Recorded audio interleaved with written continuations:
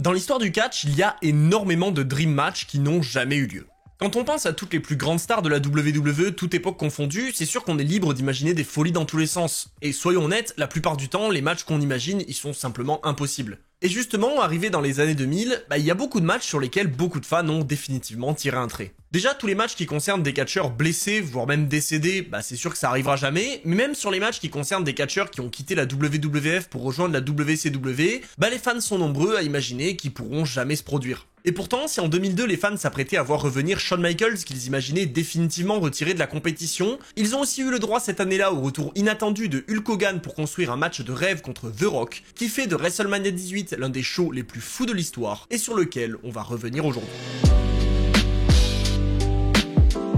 Alors, petite précision rapidement avant de commencer, vous imaginez peut-être qu'on a sauté WrestleMania 17 dans la série des WrestleMania, ce qui serait un petit peu dommage, c'est l'un des meilleurs. Mais vous en faites pas, en fait, j'avais déjà fait une vidéo dessus il y a quelques temps, et donc vous pouvez facilement la retrouver sur ma chaîne ou dans la playlist des WrestleMania, donc ne vous inquiétez pas, on n'a pas sauté ce show exceptionnel. Mais allez, du coup, même si effectivement WrestleMania 17 est excellent et que ça m'aurait pas dérangé de le revoir une deuxième fois, on va pouvoir arriver en 2002 à Toronto, au Canada, pour parler d'un des shows les plus marquants de l'époque. Bon, je sais que je le répète souvent depuis le début de cette série, mais ce soir encore, on voit clairement la grosse évolution de WrestleMania au fil des années. On est passé d'un show avec certes un grand public et un côté mainstream, mais avec une arène minimaliste, à maintenant un immense show avec un stage incroyable, et si celui de WrestleMania 17 était déjà très cool, celui-là est excellent. En plus, cette année, la WWF ouvre la soirée avec un concert du groupe Saliva qui interprète ce soir la musique Superstar, le thème officiel du show, et je trouve ça trop cool de les voir parce que pour ceux qui sont pas au courant, c'est aussi eux qui ont fait l'incroyable musique de Batista qui a bercé notre enfance. Mais bref, Batista il est pas encore là ce soir, on aura l'occasion d'en parler dans les années à venir, et du coup après ce concert accompagné d'images retraçant les rivalités du soir, on peut passer déjà à un clip de présentation du show qui est très cool, et enfin au match d'ouverture. Et si déjà j'étais en train de me régaler avec la musique du show, l'ambiance générale, l'arène, les commentateurs et le fait d'être hypé par certains des grands matchs de la soirée, le fait que ce soit le roi Rob Van Dam qui ouvre le show, ça a fini de me convaincre que ça allait être juste dingue. Ce soir, Orvidi fait ses débuts à WrestleMania et il fait face à William Regal qui met en jeu son titre intercontinental dans un match que personnellement j'attendais beaucoup. Évidemment, j'ai pas été déçu, Orvidi il est exceptionnel, il fait parler sa vitesse contre un excellent William Regal qui veut tricher et qui utilise son catch brutal et technique pour souvent reprendre le dessus. Franchement, là je peux dire que cette année, le choix est juste excellent pour ouvrir la soirée, les deux sont hyper forts et on sent qu'on a affaire à deux excellents catcheurs qui se battent pour une ceinture qui correspond parfaitement à leur talent. Et ça fait vraiment plaisir. Le fait que Regal tente tout le temps de tricher, c'est trop bien pensé, d'autant qu'il prévoit ce soir 2 points américains pour duper l'arbitre, mais malheureusement pour lui, ça va pas suffire, puisque Rob Van Dam lui envoie un coup de pied en plein crâne suivi d'un formidable 5-star frog splash, pour remporter le titre intercontinental sur la plus grande scène du monde, dans une immense ovation. Alors je reconnais quand même que je suis un petit peu déçu que le match ne dure que 6 minutes, mais pour le temps qu'il aura été donné, je trouve que tout est excellent, en tout cas de mon point de vue, et en plus je suis bien sûr trop content de voir Rob Van Dam repartir avec la ceinture, donc au global, c'est un très bon début de show. Et justement, puisqu'on a bien commencé avec un nouveau champion, il va être temps de voir si la soirée va continuer dans cette direction pour tous les titres, puisque DDP défend son titre européen dans un match contre Christian, qui avant le combat va troller son adversaire avec ce magnifique sourire. Bon, là j'avoue quand même que j'avais pas trop d'attentes pour ce match, Christian est certes chez lui, mais il est pas vraiment soutenu, et DDP à la WWF ça a jamais été incroyable, pour rappel il a été amené aux écrans en tant que stalker de l'Undertaker, donc on a quand même vu mieux, et en soi le match entre les deux, il est certes assez cool, mais il sort pas non plus du lot. En fait, il est beaucoup axé sur le jeu avec le public et Christian il passe quasiment son match entier à troll DDP, ce qui finit évidemment par se retourner contre lui au bout de seulement 6 minutes là aussi, puisque le champion le surprend avec un Diamond Cutter de nulle part et le couvre pour conserver son titre. Bon oui, vous le voyez, ce début de soirée il passe extrêmement vite, il a fallu moins de temps pour avoir ces deux matchs qu'il en faudra pour avoir simplement le main event dans la soirée, mais à part ça, comme je l'ai dit, le match est pas non plus mauvais, et je voulais quand même faire une petite mention spéciale pour la rage de Christian après le match, qui est un petit peu marrante, mais qui rend pas non plus ce match historique, et je pense pas que c'est un match que je retiendrai dans l'histoire de WrestleMania. Allez, après ça, le show enchaîne sur une interview de The Rock, mais nous on parlera de toute cette histoire quand son match viendra, donc on va la sauter, et donc on va pouvoir directement passer à la suite, à savoir un match pour le titre hardcore entre Goldust et Maven. Et oui, ça y est, on y arrive, Tough Enough a été lancé officiellement à la WWF et le gagnant de la saison 1, Maven, fait son premier match à WrestleMania cette année en défendant le titre hardcore face à Goldust. Bon, là on va passer encore plus vite que sur les deux premiers matchs, parce que clairement c'est très random, c'est juste un combat avec des objets en or. Voilà, vous avez compris, parce que Goldust il est en or. Et en fait, il dure pas bien longtemps, puisque comme le titre hardcore fonctionne en mode 24/7, c'est-à-dire que n'importe qui peut débarquer pour voler le titre, Et c'est précisément ce que va faire Spike Dudley en allant couvrir Maven en plein milieu du match pour remporter la ceinture et mettre un terme au combat. Voilà, bon dommage pour Maven, hein, sa performance à WrestleMania elle est pas remarquable, d'autant qu'il rate un petit peu son dropkick sur la poubelle, mais au moins il pourra dire qu'il a déjà catché à WrestleMania, et de toute façon, comme lui a dit The Rock avant son match, personne n'attendait rien de lui, donc il avait juste à faire de son mieux. Du coup après tout ça, on a le droit encore une fois à un concert, cette fois-ci de Drowning Pool, hein, décidément c'est la soirée, et on enchaîne avec une petite scène de bagarre dans les vestiaires entre Hardcore Holly et Spike Dudley, dans laquelle il se passe absolument tout et n'importe quoi avec le Hurricane qui finit par couvrir Spike pour lui prendre son titre immédiatement après sa victoire, et avec tout ça, on peut enfin passer au match suivant qui cette fois-ci va durer un peu plus longtemps. On peut donc accueillir Kurt Angle qui a bien progressé depuis sa première apparition à WrestleMania qu'on avait vécu ensemble, et qui d'ailleurs va devenir encore meilleur dans les années à venir, mais qui ce soir fait juste face à Kane. Bon, je sais que dire ça c'est pas gentil, mais vous imaginez bien que contre Kane, ça va pas être un grand classique. Alors, attention, le match est pas horrible non plus, mais déjà j'aurais vraiment aimé voir Kurt Angle contre quelqu'un d'autre, et l'histoire entre les deux, je la trouve vraiment pas incroyable. En fait, de base, Angle tournait autour du titre indisputé de Jericho, mais après un match dans lequel il s'en est violemment pris à Kane, une rivalité entre les deux s'est lancée pour mener à ce match à WrestleMania. Du coup, ça donne juste une raison pour que Angle ne combatte pas pour le titre, mais personnellement, ça m'a pas vraiment convaincu, et du coup, j'étais pas plus hypé que ça. Après, je l'ai dit et je le répète, c'est pas non plus mauvais. Angle, de toute façon, à ce niveau-là, il est incroyable à absolument tous les niveaux, et donc il utilise ses talents de lutteur pour prendre le dessus sur le Big Red Monster, qui lui n'a quasiment aucune offense en début de combat. Bon, il finit quand même par contrer son adversaire et par revenir un moment en plaçant notamment un immense chokeslam qui n'obtient qu'un compte de 2 puisque Kurt Angle attrape la corde, et qui mène d'ailleurs à un enchaînement très cool dans lequel le monstre se dégage même du Angle Slam de son adversaire. Angle va enchaîner rapidement après ça avec son Ankle Lock, mais Kane se dégage et le géant en profite pour commencer son ascension sur la 3ème corde. Mais bon, malheureusement pour lui, son rival revient et le cloue au sol avec une violente souplex suivie d'un contre du chokeslam en roll-up qui lui permet de river les épaules de Kane au sol en cédant des cordes pour remporter le match de manière très cool. Parce que oui, en vrai j'ai dit que le match faisait pas rêver sur le papier, mais ce segment de fin il est très cool, et finalement les 10 minutes à peu près qui durent, elles passent plutôt vite, donc c'est vraiment pas mal. C'est juste que je trouve que par rapport au reste du show, bah forcément c'est pas aussi marquant. Et oui, parce que si WrestleMania 18 est mémorable, c'est entre autres parce que sa carte est chargée en match de rêve. Et si en introduction j'ai parlé du Dream Match entre Hogan et The Rock, bah c'est pas le seul, puisque Ric Flair affronte aussi ce soir l'Undertaker. Cette histoire elle a commencé à No Way Out quand Ric Flair s'en est pris au Deadman pour lui coûter son match contre The Rock, et elle a duré plusieurs semaines pendant lesquelles l'American Badass a tout essayé pour que Ric Flair accepte son défi à WrestleMania, ce que ce dernier a fini par faire après avoir vu son rival s'en prendre à ses amis et à sa famille. En plus, puisqu'à cette époque, Ric Flair fait partie de la direction de la WWE dans les histoires, il est contraint de renoncer à son poste pour pouvoir affronter le Deadman, et tout ça permet le retour de Vince McMahon au plein pouvoir dans l'entreprise, ce dont il profite immédiatement en se vengeant de Flair et en l'obligeant à ce que son match soit sans disqualification. Du coup, maintenant qu'on a tout le contexte, on peut accueillir l'Undertaker sous sa forme Big Evil, donc American Badass mais méchant en gros, et il débarque ce soir avec sa grosse moto sur le thème de Limp Bizkit sous une immense ovation. Parce que oui, il est méchant, mais ça reste l'Undertaker, hein, faut pas déconner non plus. Puis en plus, c'est impossible de huer ce mec, regardez, il est juste trop stylé. Mais bref, c'est pas le sujet, le Deadman il peut alors attendre son adversaire dans le ring, et Ric Flair fait son entrée déterminé à en finir avec celui qui est allé beaucoup trop loin pour avoir ce combat. Bon, vous vous en doutez, ce match c'est plus une bagarre que vraiment un match de catch, mais c'est quand même très bien. Ça part directement à l'extérieur avec de violents coups, et c'est le Nature Boy qui a le dessus pendant quelques temps, jusqu'à ce que le Deadman revienne et malmène l'ancien champion dans le ring, et aussi à l'extérieur. Rapidement, Flair se met à saigner, parce que c'est son habitude, et il se fait violemment frapper par l'Undertaker, alors que les fans attendent son retour avec impatience, ce qui vous allez voir ne va pas arriver de sitôt. Bah oui, Flair à l'époque il est en fin de carrière et du coup dans ce match il campe vraiment le rôle de l'ancien qui se fait détruire par un Undertaker en pleine forme, et le Deadman va donc pouvoir se défouler sur lui et refuser de gagner le match en arrêtant lui-même ses tentatives de tomber. J'avoue que personnellement c'est un style de combat qui me parle, mais c'est sûr que c'est pas fait pour tout le monde. C'est presque plus un passage à tabac qu'un véritable match, et même si on a évidemment le droit au grand retour de Ric Flair au bout de longues minutes de souffrance, bah je comprends que ça peut être un peu bizarre à regarder. Parce que oui, c'est évidemment pas une pure destruction, Ric Flair il revient quand même avec des objets en tout genre, et il coince même le Deadman dans son figure 4 leg lock en plus de se dégager du chokeslam, et il reçoit en plus après ça l'aide de son ami Arn Anderson qui obtient là aussi une immense ovation de la part de Toronto. Mais bon, malheureusement, même cette aide ne va pas suffire, et l'Undertaker finit par revenir dans le match et par clouer Ric Flair au sol avec son tombstone, pour bien sûr gagner le match et continuer sa série d'invincibilité. Mine de rien, cet affrontement ça reste un match important dans l'histoire de WrestleMania, parce que c'était un match de rêve pour beaucoup à l'époque, et le côté violent est franchement très bien géré avec l'apparition sympa de Arn Anderson, donc personnellement j'ai trouvé ça très cool, j'ai passé un bon moment et ça continue de mettre la soirée sur de bons rails. Justement, après ça, la soirée va pouvoir continuer avec un match qui clairement sert à faire une pause, puisqu'on a un combat 1 contre 1 très classique entre Booker T et Edge qui débarque ce soir chez lui au Canada après avoir été dans le public de la 6ème édition du show. Bon, par contre, rapidement avant de parler du match, il y a un truc qui m'a vraiment fait bizarre, c'est la musique d'entrée de Edge à l'époque. Il a déjà la phrase You think you know me au début de la musique, mais c'est pas Metalingus qui se déclenche après, c'est Never Gonna Stop, et je trouve ça trop bizarre de le voir avec cette musique tellement je suis habitué de le voir avec Metalingus depuis des années.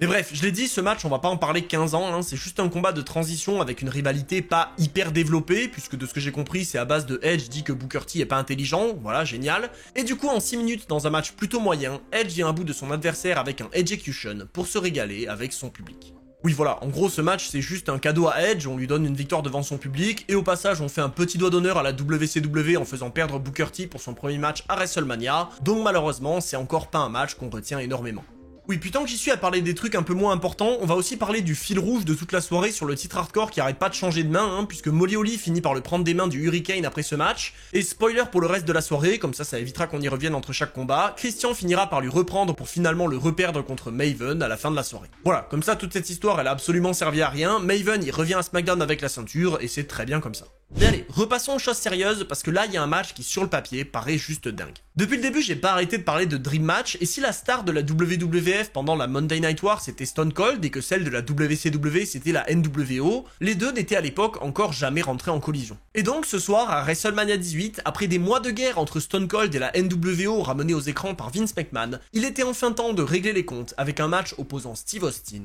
à Scott Hall. Alors, je sais que ce match il est beaucoup critiqué, mais honnêtement j'ai pas trouvé ça si mauvais. Après, faut aussi dire que j'aime tellement les deux catcheurs que c'est peut-être un peu difficile pour moi d'être objectif. Parce que en fait on a une pure bagarre au début avec Austin qui domine son adversaire et qui déroule son catch habituel, qui fait beaucoup réagir les fans, mais très vite Kevin Nash se mêle du combat, et au final, ça va être ça tout le long. Scott Hall va réussir à garder le contrôle parce qu'à chaque fois qu'il distrait l'arbitre, Nash envoie un coup à Austin et ça lui permet de garder l'avantage, et même quand Stone Cold revient avec un stunner de nulle part, Nash est là pour briser le tombé et faire continuer le match. Alors en soi c'est pas déconnant comme principe, et encore une fois je suis pas du tout aussi critique que la plupart des gens sur ce match, mais c'est clair qu'à la longue, ça peut devenir un peu dérangeant. Mais bon, personnellement je trouve ça quand même cool de voir Austin se retrouver en 2 contre 1 dans le ring et réussir à coucher ses deux rivaux avec des stunners pour encore une fois passer très proche de gagner le match. Et oui, je dis bien qu'il passe proche puisqu'il gagne toujours pas à cause d'une autre intervention de Kevin Nash qui finit d'ailleurs par se faire dégager, et c'est finalement à bout de force dans le ring que Austin réussit à enchaîner 2 Stone Cold Stunners sur Scott Hall pour le couvrir et remporter ce match. Du coup on se retrouve au final avec un match de moins de 10 minutes qui contient en soi assez peu de catch, donc je peux comprendre un petit peu les critiques puisqu'on a surtout de la bagarre, des interventions et des finishers, mais puisque Scott Hall est purement incroyable pour vendre les stunners, je maintiens que c'est pas si mauvais que ça, et personnellement j'ai plutôt bien aimé. Bon, par contre malheureusement je peux pas en dire autant pour le match suivant.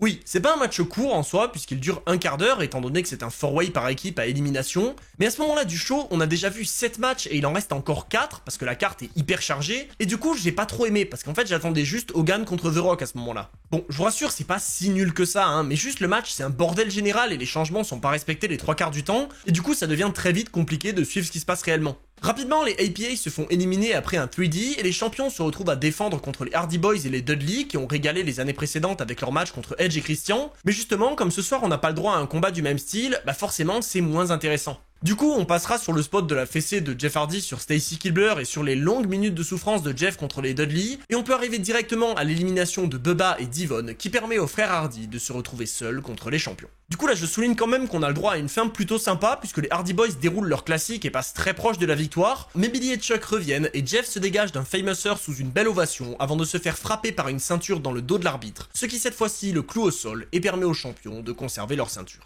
Donc au final vous le voyez, le match est pas incroyable et c'est surtout les dernières minutes qui sont plutôt sympas et qui relèvent le niveau à mes yeux, et même si de toute façon c'était absolument impossible d'être à la hauteur des 2 bangers en équipe des années précédentes, je pense que ce match aurait quand même pu être un peu mieux organisé. Mais allez, je sais que vous l'attendez tous et on y arrive enfin, c'est l'heure de parler du match qui aux yeux de beaucoup aurait dû être le main event mais qui ne l'a pas été aux grandes dames de Jericho et Triple H, le match de rêve qui oppose The Rock à Hulk Hogan. Si ce match est aussi spécial et historique, c'est pour une raison vraiment particulière. Bien sûr, vous le savez tous, avec ces deux catcheurs, on n'a pas le droit à un 5 étoiles avec des gros spots et des folies. Et puisque c'est qu'un match simple, vous imaginez bien que c'est pas non plus un gros match avec des objets et des grosses actions. Mais du coup, on peut se demander ce qu'il a de spécial ce match. Non, c'est vrai, on pourrait se dire que comme beaucoup de matchs de rêve, il est intéressant jusqu'à ce qu'il commence, et dès que la cloche sonne, c'est lent et les fans finissent par se désintéresser. Sauf que justement non, si ce match est si spécial, c'est précisément grâce aux réactions des fans, et pour les comprendre, il faut se replacer dans le contexte de l'époque. En 2002, The Rock c'est une immense star et c'est l'un des plus grands favoris des fans. Et donc quand Hogan fait son retour avec la NWO en tant que heel et qu'il reproche aux fans de lui avoir tourné le dos alors qu'il était la plus grande star de l'entreprise,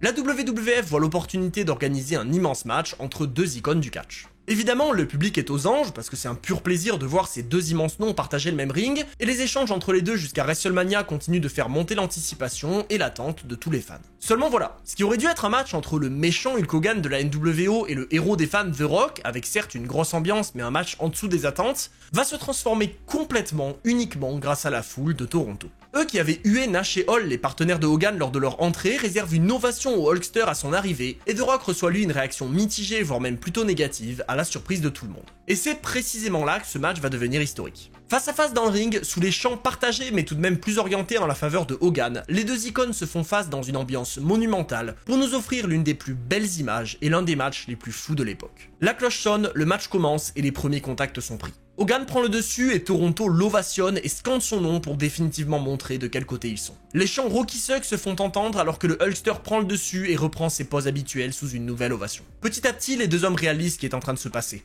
Les fans ne veulent pas de Hollywood Hogan, ils veulent le Hogan de l'époque. Et tout ça, ça se fait aux dépens de The Rock qui se fait huer dès qu'il arrive à faire tomber son adversaire. Malgré ça, The Rock arrive quand même à dérouler et il couche Hogan à plusieurs reprises avec ses prises habituelles, mais comme toujours, le Hulkster revient et domine l'affrontement. Les prises sont basiques et les échanges ne sont pas hors du commun, mais chaque coup, chaque prise, chaque chute et chaque provocation est accueilli par une réaction monumentale de la part des 60 000 fans, et ça rend le match exceptionnel. Du coup, je l'ai pas encore dit et je l'ai même pas dit depuis le début de la soirée, mais si vous avez pas vu ce match, foncez parce que c'est un truc qu'on voit qu'une fois dans une vie et je vous le conseille vraiment. Avec ça, le Hulkster va alors dominer le Rock pendant plusieurs minutes et les huées envers son adversaire se font de plus en plus entendre à ses retours malgré les techniques très douteuses de Hulk Hogan. Mais justement, le public s'en fout. Peu importe ce que fait Hogan, pour eux c'est une légende. Et si certains d'entre eux en avaient marre quelques années plus tôt, ils ont maintenant envie de retrouver l'idole de leur enfance. Finalement, après de nouveaux échanges dans le ring, l'arbitre est envoyé au sol suite à un contact avec The Rock et le People's Champ arrive à faire abandonner le Hulkster, ce qui ne met pas un terme au match puisque personne n'est là pour officialiser l'abandon.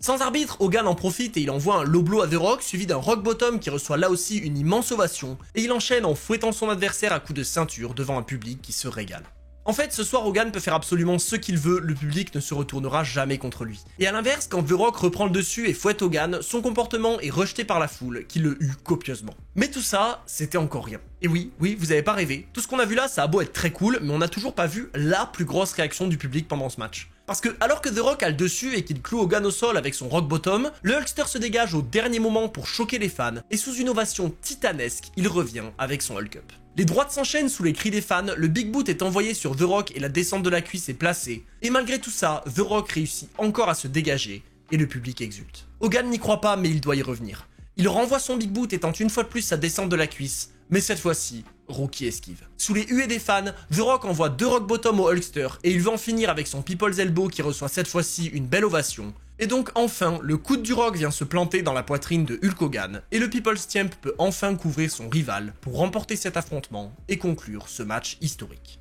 Bon, je vous l'ai déjà dit mais je le répète une dernière fois, allez voir ce match. Rarement dans l'histoire on a vu un public comme ça et vraiment ça vaut le détour. Et en plus c'est pas tout parce que cet affrontement il prend une ampleur encore plus grande après s'être terminé puisque le Hulkster serre la main à son rival avant de se faire attaquer par ses partenaires de la NWO et finalement se faire sauver par The Rock pour célébrer avec ses poses classiques et revenir progressivement dans son personnage des années 90. Ce match, encore une fois, il est purement historique et en plus il lance officiellement le dernier run de Hogan à la WWF qui se conclura quelques années plus tard, avec notamment cette immense rivalité contre Shawn Michaels dont j'ai déjà parlé sur la chaîne. Et du coup avec tout ça on peut se dire que c'est génial et que WrestleMania 18 est rentré dans l'histoire comme l'un des meilleurs, sauf qu'en fait, y a un petit problème. Et oui, c'est bien beau, mais après ça, le show il est pas terminé. Et les 2 matchs qui restent, même si dedans il y a le main event pour le titre indisputé, ils seront jamais à la hauteur de ce qu'on vient de voir. Et donc, Jazz, Lita et Trish Stratus ont la lourde tâche d'enchaîner avec un triple menace pour le titre féminin, qui évidemment ne reçoit que très peu de réactions des fans. Ouais, ça paraît un peu évident, mais déjà avec le nombre de matchs, le public est fatigué, mais en plus avec l'énergie qu'ils viennent de mettre dans le match précédent, ils en ont clairement rien à faire. Et pourtant, Trish Stratus est chez elle, donc le public devrait être hyper content. Mais bon, faut aussi reconnaître que le match est pas non plus incroyable, donc en soi ils ont pas forcément des raisons de s'investir. Et finalement, après seulement 6 minutes, décidément c'est le temps des matchs de cette soirée, Jazz réussit à placer une souplex du haut de la seconde corde pour couvrir Lita et conserver son titre de championne. Bon, du coup, après tous ces matchs, on arrive enfin au main event de la soirée, un match qui là aussi a une position difficile vu qu'il est placé après le Rock Hogan et qui en plus n'a pas la meilleure des constructions. En fait, à l'époque, on est en 2002, l'année qui marque le grand retour de Triple H que je suis sûr vous connaissez tous, et il va donc très rapidement revenir au sommet en gagnant le Royal Rumble pour se lancer à la poursuite du champion Chris Jericho, qui à l'époque est en plus associé à Stephanie McMahon, la femme de Triple H. Enfin, en réalité, c'est plus compliqué que ça, parce qu'à l'époque, c'est plus théoriquement sa femme. Elle a rejoint Jericho, elle est plus ou moins séparée de lui, et du... Attendez, là, je suis en train de faire exactement ce qu'a fait la WWF à l'époque. Et oui, je vous ai dit qu'il y avait un gros problème de construction, bah il est là. Malheureusement, cette histoire de Stephanie et Triple H, elle passe largement plus au premier plan que celle entre Triple H et Jericho pour le titre, et forcément, pour un main event de WrestleMania, bah c'est quand même très dommage. Du coup, on accueille quand même un Triple H dans la shape de sa vie avec sa musique jouée en live par Drowning Pool qui interprète sa version de The Game que j'avoue je connaissais pas. Et il est rejoint par le champion Chris Jericho accompagné par Stephanie McMahon pour enfin lancer le combat. Après, je précise quand même que c'est pas parce que le placement sur la carte est pas terrible et que l'histoire est bancale que le match en soi est mauvais, même il est plutôt bon d'ailleurs. Triple H va beaucoup vendre sa jambe qui est ciblée par Jericho et malgré ça il domine quand même bien son adversaire et il va même jusqu'à s'en prendre à sa femme Stephanie McMahon, ce qui permet bien sûr au champion de revenir et en soi c'est très cool à suivre. En plus, le public commence de mieux en mieux à répondre au fil du match avec la triche de Jericho et Stephanie, et Y2J travaille pendant de longues minutes sur la jambe de Triple H jusqu'au retour de celui-ci plus tard dans le combat. Et oui, je dis plus tard parce qu'en fait le champion il garde vraiment longtemps le contrôle de l'affrontement, et les quelques retours de The Game ils sont systématiquement calmés par Y2J qui gère parfaitement son match et qui donne absolument tout pour s'accrocher au titre qu'il a gagné il y a pas longtemps en battant The Rock et Stone Cold. Du coup, comme je l'ai dit, le public se réveille de plus en plus au fil du match et ils ont finalement de bonnes réactions quand Triple H est envoyé sur la table à l'extérieur et qu'il subit un beau Lionsault du champion, mais évidemment, au vu de ce qui s'est passé plus tôt, bah c'est encore loin de ce que ça aurait dû être pour un match de cette ampleur. Avec tout ça, la domination de Jericho, elle continue dans le ring avec des prises de soumission qui poussent le public à encourager Triple H, on sent que vraiment ils essayaient de les réveiller, et The Game finit par revenir de nulle part en profitant d'une distraction de Stephanie McMahon pour clouer Jericho au sol avec un DDT sur une chaise. Forcément, Stephanie, comme elle réalise que son partenaire est en difficulté, bah elle va essayer de revenir l'aider, sauf que cette fois-ci son intervention est bloquée par l'arbitre, et Triple H en profite pour la clouer au sol avec un pedigree qui reçoit presque la plus grosse réaction du match, et même si le champion garde un petit peu le dessus après ça, The Game revient une dernière fois et explose Jericho au sol avec son pedigree pour le couvrir et enfin remporter le titre indisputé. Alors c'est vrai que même si le résultat était hyper logique au vu du parcours de Triple H en 2002, on pourrait s'attendre à ce que ce match soit mémorable. Sauf qu'en fait, bah, il a déjà tous les problèmes dont on a parlé depuis le début, et en plus il mène à un règne d'un mois à peine pour Triple H, puisqu'il va justement perdre son titre dès Backlash contre Hulk Hogan. Et donc c'est comme ça que se conclut WrestleMania 18, un show qui a marqué beaucoup de fans, surtout grâce au Dream Match entre deux icônes du catch, mais qui malheureusement pour moi était un peu trop chargé et dont la carte a mal été gérée. Après, je reconnais que j'ai quand même passé un bon moment sur la majorité des matchs, il n'y a pas de grosses catastrophes absolument irregardables, et on sent en plus qu'on est vraiment rentré dans les années 2000 qui vont rapidement nous mener vers les WrestleMania de mon enfance. Du coup, je compte sur vous pour me faire vos retours dans les commentaires sur ce WrestleMania et ceux que vous attendez à l'avenir, et moi d'ici là, je vous attends sur Twitch et sur tous mes autres réseaux. C'était Monsieur Hawkin, et on se retrouve très vite pour d'autres histoires.